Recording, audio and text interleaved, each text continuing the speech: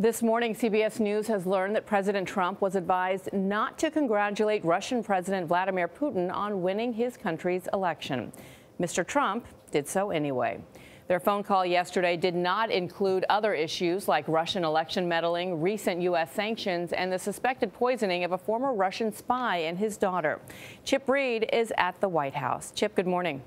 Good morning. The State Department is standing by a report that the Russian election restricted fundamental freedoms. The president's call to Putin comes as the White House is considering a plan to expel Russian diplomats following the poisoning of a former spy in the UK.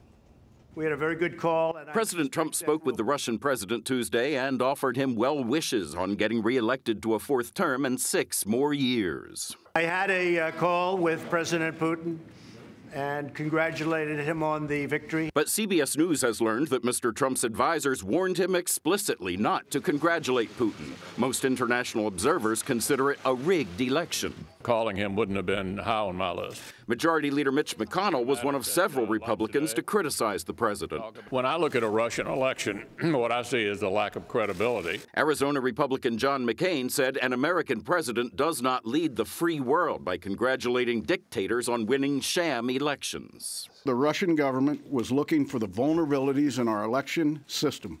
On the same day, the Senate Intelligence Committee recommended ways to improve election security. White House Press Secretary Sarah Sanders said the president did not raise the issue of Russian interference in the election with Putin. I don't believe it came up on this specific call. Nor did he mention the recent poisoning of a former Russian spy in England, widely attributed to Moscow. I don't believe that was discussed in today's call. Mr. Trump's aides had suggested he mentioned both issues, according to the Washington Post. But it's clear to me we're not sending the right message to Putin about South Carolina Republican Lindsey Graham said the omissions were disappointing. Every time you talk to Putin and you give him a pass, that emboldens him.